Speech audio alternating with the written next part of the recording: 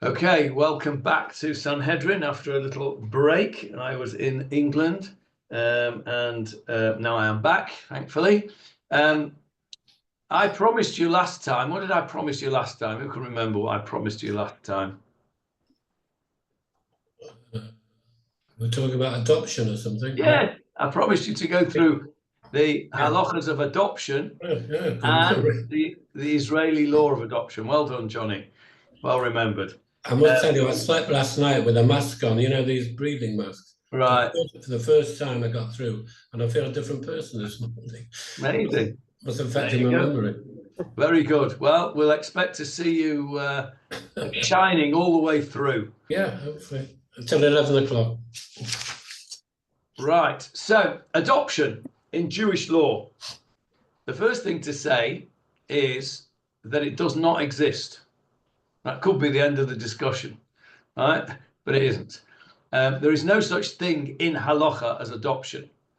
In order to understand why, we really need to turn it on its head and ask the question as to what is adoption in secular society. What is adoption? So it actually, anybody know where it comes from? Where adoption stems from? It comes from Roman law, all the way back to the Romans. What did the Romans ever do for us? I studied Roman law and got versed in it. Well, there you are. Remember any of that. Maybe you didn't learn about adoption in Roman law, but anyway, it comes from the Roman law. And what this Roman law did was that it removed, and this was the chidush. This was we're talking about adoption, Jeffrey. And in Roman law, what they did was they brought this chidush, this novelty in, which was that you could separate a child and remove all the rights and responsibilities from the biological parents and transfer that onto the adoptive parents. That was a big chidush in Roman law. Jewish law does not accept that premise at all. So adoption as we know it stems from the Roman idea that you can take a child and actually sever its connection completely with its biological parents, both in terms of rights and responsibilities, and place those on adoptive parents. You have to have a reason for doing it. Well, in Roman law, it was done forcibly. People would just say, okay, I haven't got a child and I want one, so I'll go and take somebody else's, and that's how it worked in those days. No difference, nothing new under the sun. Money speaks, money talks. Morals go out the window when it comes to money. I was just telling Johnny Halpern before we started that I've just finished writing this week's article for the Jerusalem Post, and I've written about the disgrace that it is that the UK is giving a state visit to Qatar, which is all about money over morals. So you can read all about that on Friday if you're interested. Anyway, back to adoption. Now, the British common law, by the way, British common law, had a big problem with Roman adoptive law for one simple reason. And that was, well, let's see, anybody can guess what the problem was that the British had with the Roman law of adoption that we've just described, which severs all rights and responsibilities of the bloodline? I think it's a succession of the throne. You're absolutely right. It's the monarchy. And of course, the monarchy goes through the bloodline. Not just the monarchy, of course. Peerages, what do they call them? Hereditary peerages. The class system was based on the bloodline. So an adoptive procedure was never fully introduced in British society until fairly recently. And that's why, because of the royal bloodline. Now, in Judaism, we have the same problem in a way, and that is that genealogy determines the status of the child, right? Either through the maternal line, which gives the child its Jewish status, or through the paternal line, where it gives the child its priestly status. So there can't be in Judaism a replication of the Roman idea of total severance of a child from its biological parents. And there isn't. In Jewish law, adoption is a very modern thing, even though we have spent the last few weeks speaking about and learning the Gemarah about how adoption was such a wonderful thing. And it says, if you have given birth to them, and we went through all those different references. If you remember the last few weeks, we went through Hagar and Bitya and who else? And Naomi, and all of those examples that the Gemarah gave that we've been learning over the last few weeks. Notwithstanding all of that, adoption itself does not exist within the strict halacha of Jewish law, which means that the interface between Jewish law and secular society when it comes to adoption is fraught with difficulties, because you have a dissonance between the concept in secular law, which is that a child is separated from his biological parents' rights and responsibilities. Granted, nowadays, at the age of 18, a child, an adult, has a right to go and search for his biological parents. I'm sure you've all been seen one or more episodes of what's it called? Who do you think you are? Yeah, there's another one with Davina McCall, and it's about adopted kids finding their parents. It's not called Who Do You Think You Are? It's called something else. Yeah. But anyway, it's a very emotional program, and kids who've been adopted spend decades looking for their biological parents, and it's very emotional, of course, when they find them. Now, there are all sorts of problems with Jewish law, with adoption as we know it in the secular society. Let's see if we can just run through a few of them. What problems might we have, do you think? If somebody's a Cohen or a Levi, if they're adopted by somebody who isn't, then do they retain that status? Presumably they right, do. Okay, so there's a good place to start. You have a child who is a Cohen or a Levi who is adopted by a Yisrael. That child is what? Cohen or a Levi. He's a Cohen or a Levi. I seem to recall, no, that was a different case. That was a stepbrothers. We've got relatives, Jeffrey, haven't we? Who are who are half brothers, one of whom is a Levi and one of whom is not. Same mother, two different fathers, and one was a Levi. Do you know what I'm talking about, Jeffrey? I've got a feeling it could be something to do with the beanstalks, but I'm not sure. The Greens. Oh, you're right. Yeah. Boris Green is a Levi, and is it his brother Eric? Yeah. His brother is not. I remember when I was a kid, my father, every time we saw them, my father told me the same story. That, you know, the two brothers, one's a Levi and one isn't. Anyway, so that was different. That was half brothers. So our situation here is, yes, you get a child who is born to a Cohen or a Levi, and he's adopted by a Yisrael family. He will be a Cohen. Now, how's he going to be called up? We don't know the father's name. But, okay, let's go. First of all, let's go straight back before we get to that situation. How is an adopted child called up? Is he called up? I think it's called Ben Avraham. No, that's a ger. It's called Ben Avraham Avinu. Yeah. So how is he called up? Well, I'll tell you how he's called up. He's called up Ben, the adopted father, but only because we don't want to embarrass somebody in public by pointing it out in public, you know, Ya'amod Chaim Yankel Ben somebody other, and everybody knows that actually we've got that in our shul. We have adopted children in our shul who are called up by their adopted father's name, and that's how it's done. However, when it comes to a ketubah, that is a different story altogether, because you can't mess about with a ketubah. You can't have inaccuracies in a ketubah. It's a legal document. And worse than that, even, is what?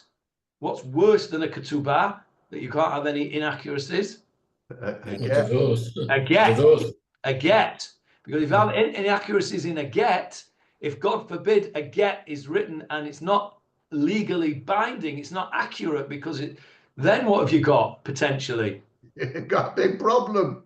You've got a big problem, because you could end up with mamzerim, right? You take a woman who's divorced from a Jewish man, marries another Jewish man on the back of that divorce, has a child. You find out that that get was not valid. That child is a mamzer, and that's bad news. So when you're doing gittin, I've never done gittin. My son Dan is just finishing his dayanut. Hopefully by Pesach he'll be finished. In the Gemarah here, we're learning about David. Well, there's a whole one of the marriages wasn't valid. Correct, a bidyuk, exactly that. There's a whole masechta on gittin.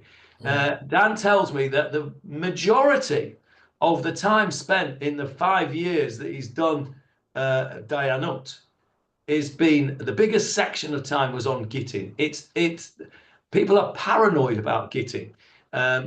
Got to be completely accurate, and so it's a problem. How are you going to describe this person? You don't know who his father is, or you might not know who his father is. So what are you going to do? So how is he referred to in a ketubah or a get? Anybody know? It's interesting. If they don't know who the parents are, he is called Ben Hamagadel, and then the name of the adoptive father, Hamagadel. Do you know what that word means? What's the root of the word? Megadel. Gadol. Gadol, yes, which means? Great. Big, right? Means great or big. And if you make somebody great or big, it means also can mean old, can't it? Because somebody who is under bar mitzvah is called a katan, right? Literally small. Somebody who is over bar mitzvah is called a gadol, somebody who is great. So hamagadel means the one who reared him. Okay. It's interesting, because I have in my family somebody who's adopted, and I've said to various people, I wonder if he knows he's adopted, but he has to know he's adopted, doesn't he? I mean, we never discuss it. According to Jewish law, he has to know he's adopted, and we'll come to that in a minute. I'll come back to that. So that's the first problem. So Avril's problem, which was, is he a Cohen, is he a Levi? We've gone one step back and said, well, what's he actually, even if he's not a Cohen or a Levi, how's he referred to in legal documents? Because there's no such thing as adoption in Jewish law. Now let's go to Avril's case. Let's say Chaim is a Cohen. He's born to a Cohen and he's adopted by Shimon, who is not a Cohen. Now, in that situation, Chaim will get called up as a Cohen, right? So he'll be called up as Chaim HaKohen ben Shimon. Sounds weird, doesn't it? Yes, but it's logical. We had one the opposite way, and I fell foul of this in our shul. There was a chap, he's no longer in our shul now, he's moved areas, he's gone to live in central Netanya. But those of you who go to our shul will remember Reuven Cohen, little Sephardi fellow, round chap. He gave a new Sefer Torah. He made a big new Sephardi Sefer Torah a couple of years ago. We had, he took it with him when he went, but we had a big procession and all stuff. And he had an adopted son, and I didn't know he was adopted. I knew he was his son. And I once called him up for Cohen. and he wasn't a Cohen. Because his adopted father was a Cohen, but he wasn't. So that's the other way round of what you said, Avril. So you've got to be careful about these things. By the way, I also called up a non-Jew once for Hagbah. I didn't know he was doing Gemarah. I don't know. He was davening away there. How did I know he wasn't Jewish? Anyway, I called him up for Hagbah, and he didn't tell me until afterwards. So anyway, all the I should write a book. Last Shabbat as a Gabbai. This is my last Shabbat. Yeah, maybe I should write a book about all the pitfalls of being a Gabbai. Beware of the from young man in shul, because he's probably a ger.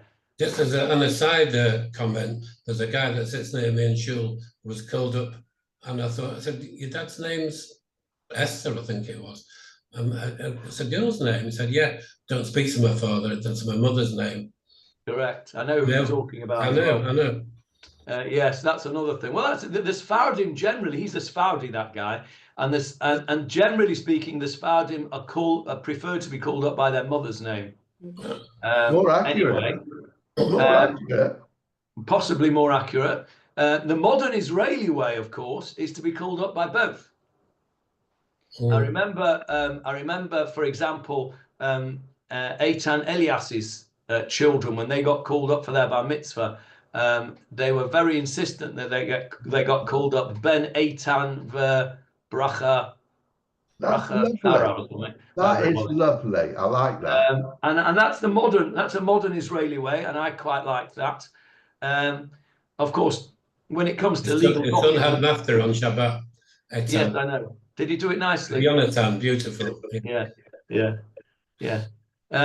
So that's one problem that Avril's right. Another problem that you might have with adoption. The brother and sister relationships. Okay, well, let's come back to that a bit later. Let's go one step back further even than what we started with Avril. What if this kid that's adopted is not Jewish? Oh, then what are you going to do? Well, he has to go through being Magayad. It does, correct. But what if he's a baby? How do you get Magayad in Jewish law? How do you become a convert? Well, you have to live with a from family. Yeah, but you told us last week, wasn't it, just that you have to give up idol worship and go to the mikveh? Correct. You have to give up idol worship, accept that the Torah is true, and go to the mikveh. And if you're a man, you have to have bris milah. Well, how can a baby give up idol worship? How can he, of his own volition, accept what we call Ol Malchut Shamayim? He can't. No, but if he's brought up in an traditional Orthodox background, he knows it by osmosis. He might know it, but who says he believes it? Don't they have to be Magayad? Presumably the parents are shalichim, and then when they're of a certain age, then they confirm it or don't. Yes, that's exactly right. That's exactly right. What certain age do you think that might be, Avril? Well, I mean, you'd think bar mitzvah, but you would, and you would be correct.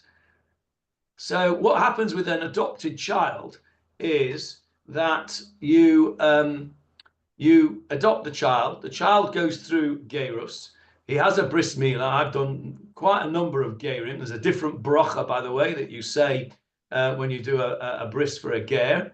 I'll tell you about that in a second. I'll just finish this train of thoughts.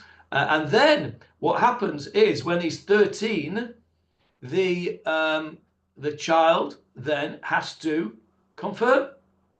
Now, I heard a story once.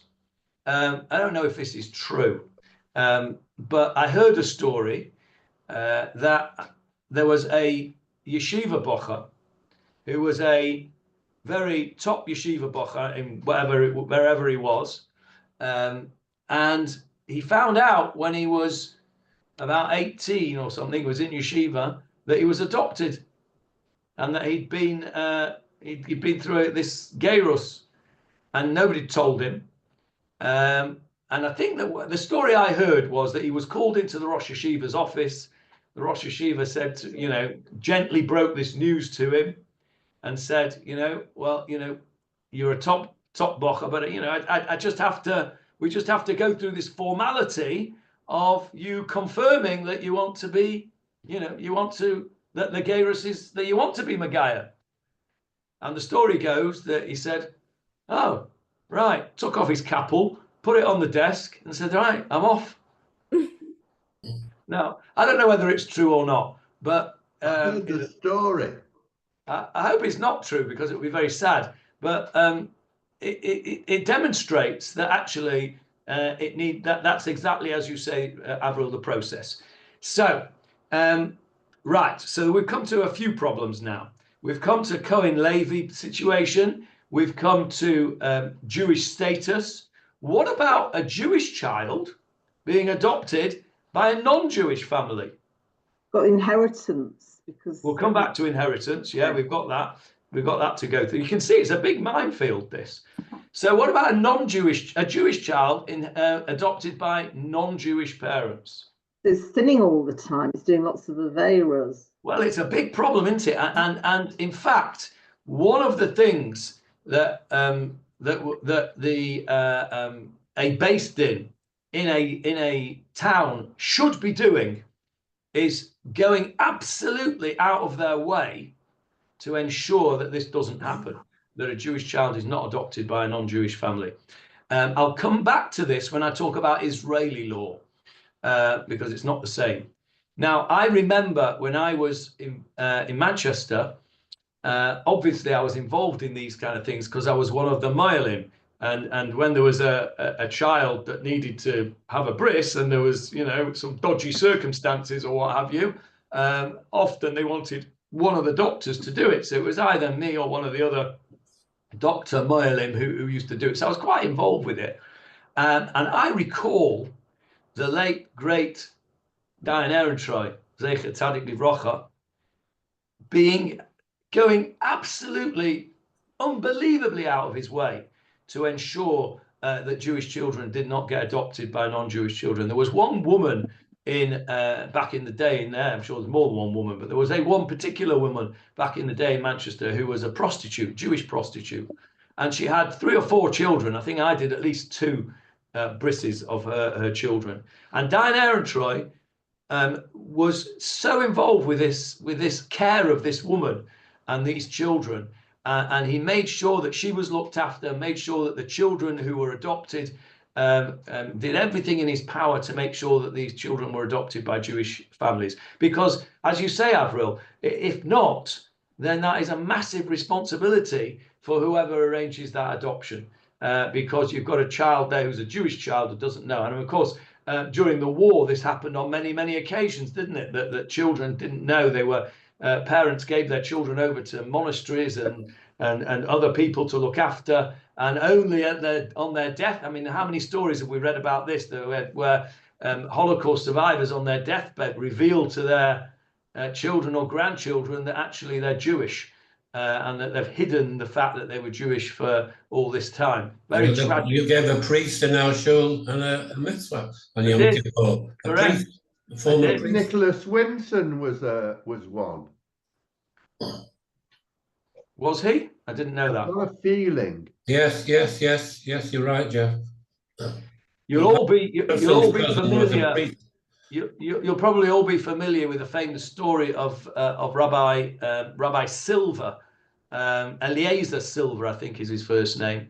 An amazing man. Just as an aside, in my son Dan's office in Perth, he has photographs on the wall of all his heroes, all his rabbinic heroes. Mm-hmm.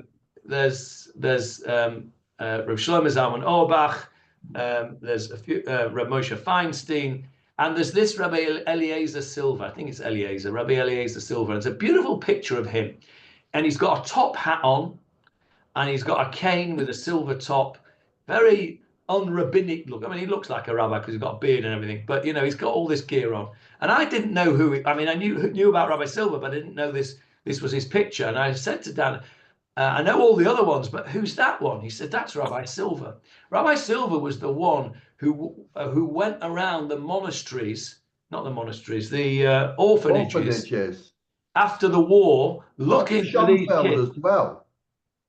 looking for these kids who had been taken in by the Catholic Church, and they'd gone there looking for these kids, and they'd said, no, we haven't got any Jewish kids here. Yeah. And he said, you know the story. He said, let me come back at bedtime. And he came back at bedtime, and he stood at the top of the dormitory, and he said, he started to sing Shema Yisrael. And all those kids that had these memories from their mothers putting them to bed with Shema Yisrael and Amalach, they all started to cry when they heard this Shema Yisrael, and some of them actually completed the sentence. And Rabbi Silver said, these are Jewish kids. And he saved these Jewish kids, hundreds of them. He was an amazing person. And this is adoption. Of course, that was a very different situation. Is illegitimacy also a problem if the adopted child is illegitimate? What do you mean by illegitimate? Do you mean a mamzer, or do you mean illegitimate in the secular sense, i.e. out in of wedlock? In the secular sense. Well, it would be both, wouldn't it? But in the secular sense. Yeah, well, it would just be the same as an adoption, really. So let's say you've got, I mean, it happens, doesn't it? You've got a woman who has a child out of wedlock, and then marries another man, not the father of the baby, and that other man adopts the child. It would be the same scenario. He is not the child of that man.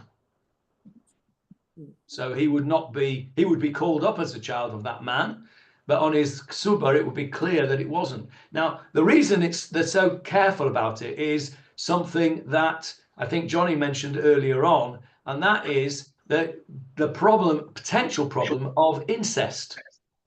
If you don't know the yichus, and I don't mean yichus in the sense that, the glorification of yichus. If you don't know the background, you don't know the genealogy of a person, then there is a potential, is there not, for problems. Let's say you had two children, a boy and a girl, who were born to a mother, and they were adopted at birth for whatever reason. Let's take our lady that Diana Earnshaw looked after, right? Those children were adopted. Unless the yichus of those children is written down somewhere, when it comes to getting married, it's a problem, because they could somehow or other stop beyond the realms of possibility, and I'm sure it's happened, that two people have come, met, got married, or potentially get married, and it turns out they're actually brother and sister. So the concept in Jewish law of removing all the rights and responsibilities and all the yichus of a child and placing that on the adoptive parents cannot exist in Jewish law because of the things we've said. Avril also mentioned inheritance. That's also very important. A natural child is entitled to an inheritance from the natural parents, even if they were adopted by somebody else. Conversely, an adopted child in Jewish law is not entitled to any inheritance.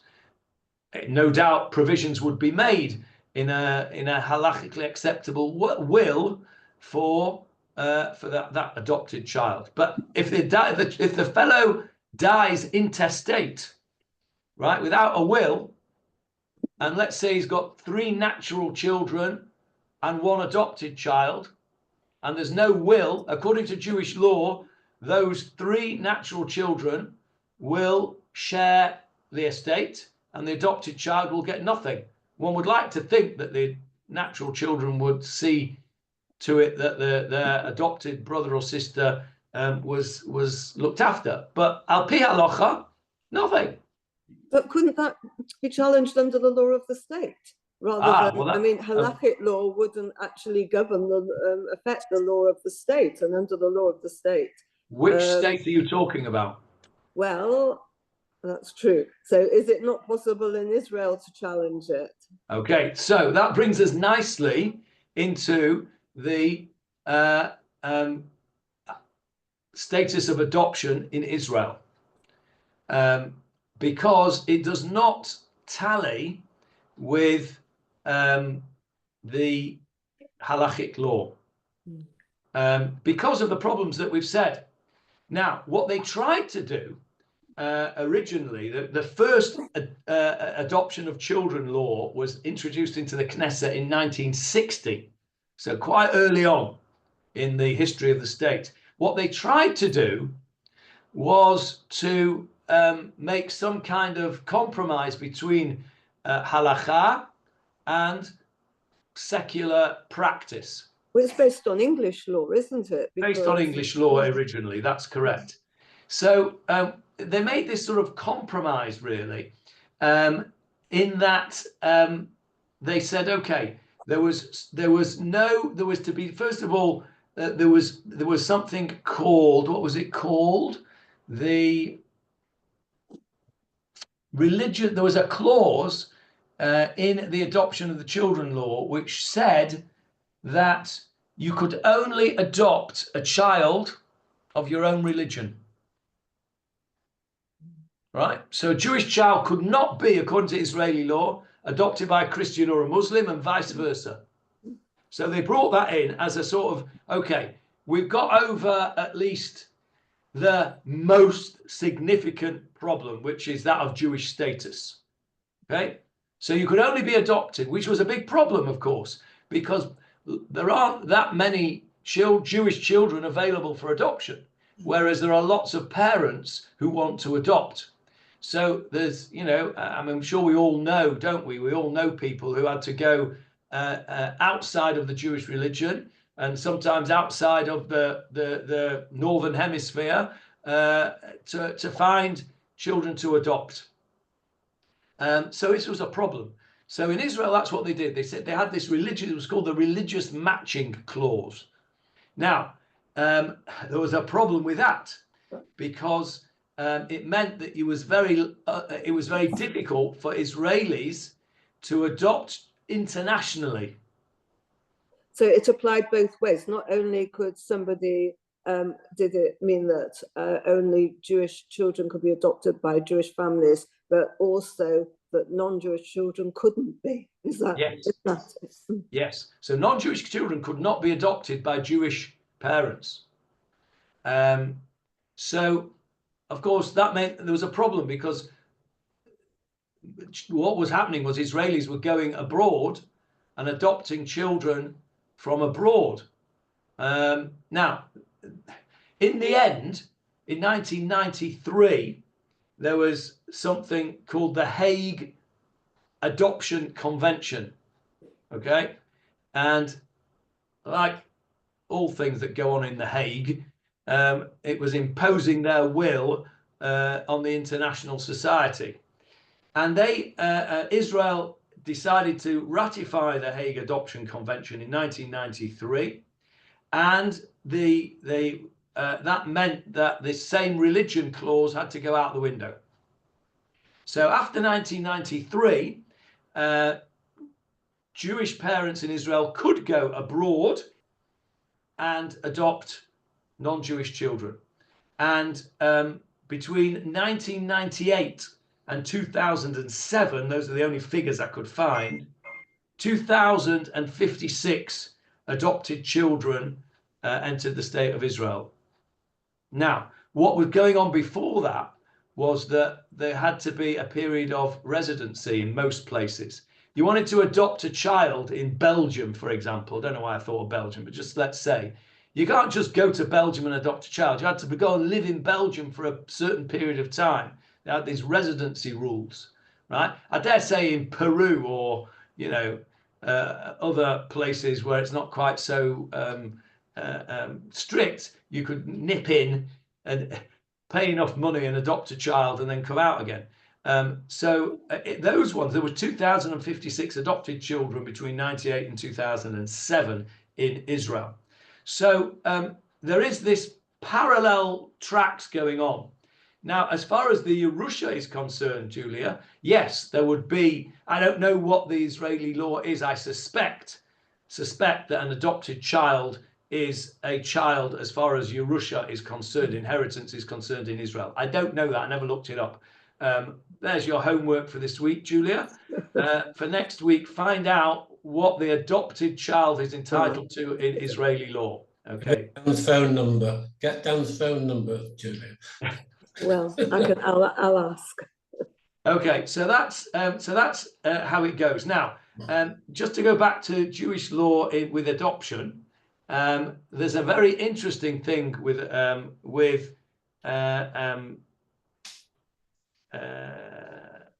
adoption and infertility treatment. So let's say you've got a woman who is able to conceive but not able to carry a baby to full term, multiple miscarriages, never, whatever. You have a situation where you take that woman's egg and her husband's sperm, fertilize it in vitro, and then instead of implanting it back into that woman's uterus, because she can't carry for whatever reason, you implant it into another woman's uterus. It's surrogacy. Called surrogacy, surrogate motherhood. Okay, that's pure surrogacy because the surrogate is actually just an incubator. There's no genetic material from that woman, but she gives birth. She nurtures that woman inside her womb, and she gives birth to that woman. Now let's set that child, and then the child is given back to the biological mother, who theoretically adopts that child, right? She hasn't given birth to that child. She's the biological mother, but she hasn't given birth to the child. According to Jewish law, who is the mother? The biological one. Okay, so one option, Jeffrey says, it's the biological mother. The surrogate mother is just an incubator. She's nothing to do with that child. And okay, another option could be. They've had this problem in Tel HaShamer not so long ago. They did, correct. I think it's easier to say it's the person who gives birth because you know who gives birth. Okay, but if you've got proper records of how that birth came about, you've also got proper records of whose egg it was. But okay, you're right, Avril. It is an observable fact who gave birth to this child, which is why, of course, the Jewish status goes according to the mother and not the father. That's the whole reason. Originally, back in the day, it was the paternal line. I've tried very, very hard over the years to try and find some clear evidence as to when the maternal line became the norm for Jewish status, and I haven't been able to do it.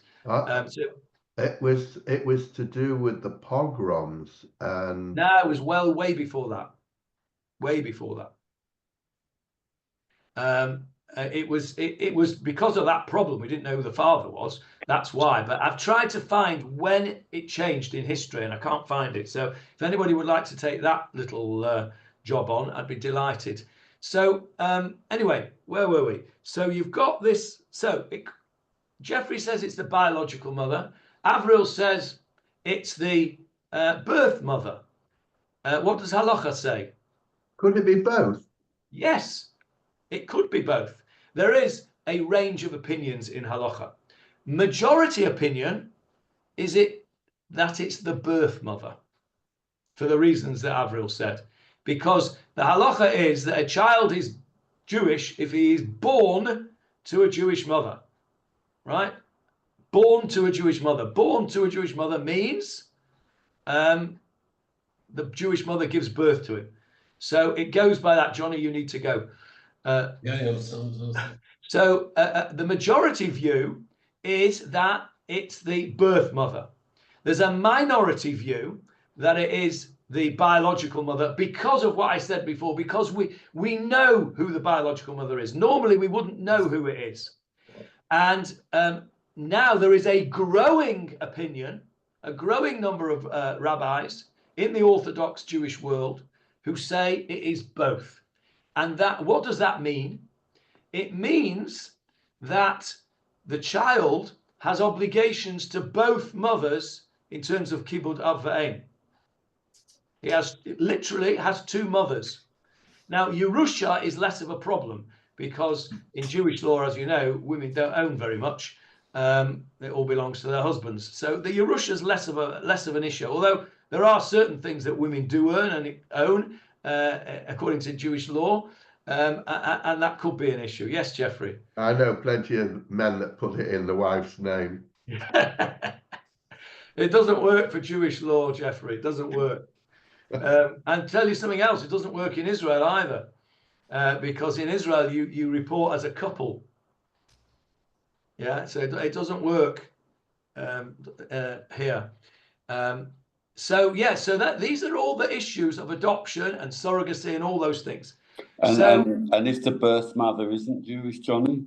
Then if the birth mother isn't Jewish, according to almost all opinions, the child requires conversion, either a full conversion or what's called gerut lechumra. In other words, a gerus just in case. We're not sure, so we'll do a gerus just in case. If the halacha is that he didn't need gerus, well then okay, he's just done a meaningless procedure. Okay, it's not done any harm. The worst he's done is a brocha on the tefillah. Okay, that's the worst he's done is a brocha levatola. Okay, and if he did need gerus, well, this is a proper gerus. So that's called gerus lechumra. By the way, and this was a massive controversy in Israel when the Ethiopian community came to Israel in the 1970s and 80s. Many of the Orthodox, certainly the ultra-Orthodox rabbis, did not accept them as Jewish and insisted that they went through gerus lechumra. And of course, that was very demeaning for them. And they they were very unhappy about that. And many more liberal, I don't mean liberal with a capital L, I mean liberal with a small l, more liberal Orthodox rabbis were opposed to that gerus lechumra. Same for a lot of the people that came after the fall of communism. They found it difficult to prove their Jewish status, and in many cases they had to undergo gerus lechumra. So that is what would have to, David. That was what would have to happen if the birth mother was the surrogate mother was a non-Jewish lady. By the way, what a wonderful mitzvah to do for anybody, to be a surrogate mother, to actually carry a child for somebody else and then give that child over. And of course, we all know of situations where at the end of the day, the mother couldn't do it, didn't hand it over, and it's fraught with difficulties. So this is not the kind of thing you would put your hand up for. But the halacha on that must all be very modern. Yes, there's many things that are modern in halacha, which are having to be worked out backwards. So they look in the sources for precedents in certain ways.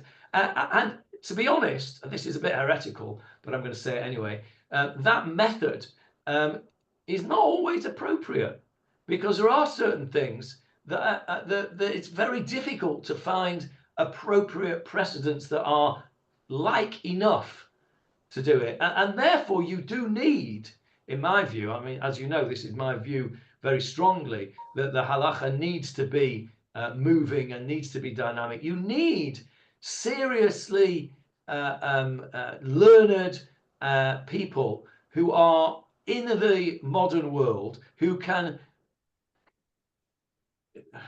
combine the modern world with religious scholarship and come up with an appropriate halacha for modern times. And that is exactly what we try to do in Tchelet, and what Rav Ido, who was my co-founder of Tchelet, is doing in his new Bet Midrash in Yerushalayim, which is called Bet Midrash LeMaaseh.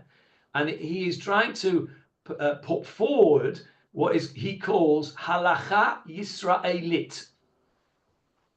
Not halacha Yehudit, not Jewish halacha, but Israeli halacha. And he's trying to do exactly that. And of course, he's the kind of person that is able to do it because he's got the scholarship and the modernity. The problem, of course, is that he's not accepted as having the scholarship to do so for whatever reason. And this is the problem that we have in the Jewish world today, this fragmentation of opinions that, one size has to fit all, and it's not the case. One size does not fit all when it comes to halakha. So that, I think, probably, for the time being, covers adoption in Jewish law and Israeli law. Unless any of you got any particular questions, we might actually learn a few lines of Gemarah before we finish. Can I just quickly ask you? You said that there's an opinion that the child could be, in surrogacy, could be the child of both the biological and the surrogate. Presumably that would apply to marrying as well. They wouldn't be able to marry siblings of the biological or the surrogate mother. Correct. Absolutely correct. Now, the other, just before we move on, there is the other problem of yichud. Right? Yichud, two unrelated people are not of the opposite gender are not allowed to be secluded together in the same room. Now, if adoption doesn't exist in Jewish law, what is a father going to do with his adopted daughter when she gets to the age where she is no longer allowed to be secluded with a man who's not her relative? No. What is going to happen with a father and an adopted daughter in terms of touching, in terms of hugging, that you would do with your normally do with your child? And you will not be surprised to know that there is a range of opinions on that. There is one opinion across the right-hand side of the spectrum that says hard luck, tough. There is she can't be in the same house as her adopted father after the age of 9. And there are other opinions which say, no, the only problem with yichud is if there is a suggestion that there may be some impropriety going on. And same for sort of shaking hands with a woman. There is an opinion which I hold of, by the way, in case you're interested to know what I think, that shaking hands with a woman is perfectly acceptable. It is only intimate or erotic kind of contact with a woman which is forbidden, and anybody that finds that erotic to shake hands with a woman has got a problem. So in that situation, there's an opinion that says it's perfectly permitted. So there you go. Those are all the problems that we have. It's an interesting topic, and I did promise you we'd do it, and I think we've done it justice. So let's just do a few lines of halacha of Gemarah, because there is a small section that we can just finish today, which then takes us finishes this section of Gemarah. So I'm going to put it on the screen. We've just got 7 or 8 minutes to finish it. It's just worked out quite well. I didn't plan it that way, but it's just worked out quite well. We're on the bottom of 19b. If you've got a Steinsaltz, it's the top of page 113. We were talking about all the different types of situation where a child was considered as if he had been born by somebody else, right? We said that somebody who rears a child, it's like they've been born. We said somebody who teaches them Torah, it's as if they're the parent. And here's another one. There is a pasuk in Yeshayahu, in Isaiah, which says like this. The Gemarah quotes this pasuk, Lachein, therefore, כה אמר Hashem, so says Hashem, this is Isaiah speaking, El Beit Yaakov, to the house of Jacob, Asher pada et Avraham, who redeemed Avraham. And then the pasuk goes on to say, down a bit further, Lo ata yevosh Yaakov, Jacob will now not be ashamed from his father, Velo ata panav yechevaru me'avi aviv, and his face shall not now wax pale before his grandfather. What on earth is this talking about? So the Gemarah says, what do you mean? V'chi heichan matzinu b'Yaakov shepada'o la'Avraham. Where have we found any indication in the Torah that Jacob redeemed Avraham? That's what the pasuk says. So says the Lord to the house of Jacob, who redeemed Avraham. So answers the Gemara, what did he redeem him of? He redeemed him of Shepada'o mitza'ar gidul banim. He redeemed him of the requirement of the suffering which is caused by raising children. Tsar gidul bonim, which is how we say it in the vernacular. Tsar gidul bonim is when your teenage kids misbehave and you don't know what the heck you're going to do with them and you're pulling your hair out. That's called Tsar Gidul Bonim. The pain of raising children was hard work. He speaks from experience. I'm sure you all can relate to that. So what happened was, really, Abraham was meant to have lots of kids. 12 tribes were meant to come from Abraham. How do we know that? Well, we know it from the psukim in Lech Lecha. I'll make you into a great nation, says God. We know it from last week's parasha, from Toldot. V'hir beiti et zaracha. I will increase your offspring. But Abraham did not have a lot of offspring, and neither did Yitzchak. Only Yaakov had a lot of offspring. He had the 12 tribes. And so the Gemara is saying that in what way did Jacob, as it were, redeem Abraham? He redeemed him from this problem of raising these children. Now, if you think about it, Jacob had all sorts of problems raising these children, didn't he? There was the Yosef story, the Shimon and Levi story. He had plenty tsar gidul bonim, did Yaakov, right? And so the Gemara is saying because Yaakov, as it were, took that burden off Abraham, then he redeemed him. And as a result, Jacob can now not be ashamed before his father and not be embarrassed before his grandfather, because he took upon himself the role, as Rabbi Steinsaltz says, that they bore or should have borne as well. The Avot, the fathers, the forefathers, were responsible for the raising of Klal Yisrael. But really, Jacob did it all. He did the hard work. He put the hard miles in with the 12 tribes. And so therefore, it's as if Jacob has given birth to all of the whole, has got the responsibility and the rights, if you like, from all of the Avot. And that's why we're called B'nai Yisrael and not B'nai Avraham.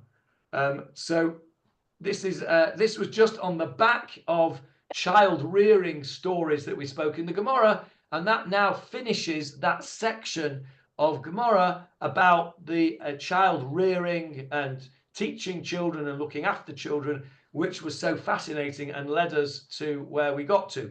The next bit of Gemara, which will start next week, please God, goes back to the story of David and his two wives, Michal and Meirav. And those of you who've been in the Shmuel Aleph Shir, this will be very familiar to you, this next piece of Gemara. So if you don't want to see it, don't look on, but it will be very, very familiar to you when we get to it next week. Any questions on child rearing and adoption? Yes, David. So just to finish off this subject, there's a very nice note in Art Scroll, Johnny 36, which you might want to read out, explaining that last piece of Gemara. Okay. Oh, yes, I saw that. Yes, I saw that. Yes, it is a nice difference between Rashi and Tosfos. Yes, it is nice. I saw that this morning. I'll read it out. The task of raising the 12 sons, the forebears of the 12 tribes, was supposed to have fallen to the lot of Abraham. For as related in Genesis 26:4, which, by the way, is not accurate there. Did you look at that, David? That is from Toldot. 26:4 is Toldot. And that V'hir beiti et zaracha that it's referring there actually is Hashem speaking to Yitzchak, not to Abraham. So actually that's not accurate in Art Scroll. But anyway, God told Abraham that he would have many children. But in fact, it was Jacob who was burdened with this task. Thus it can be said that Jacob freed Abraham from the travail of child rearing. That's Rashi.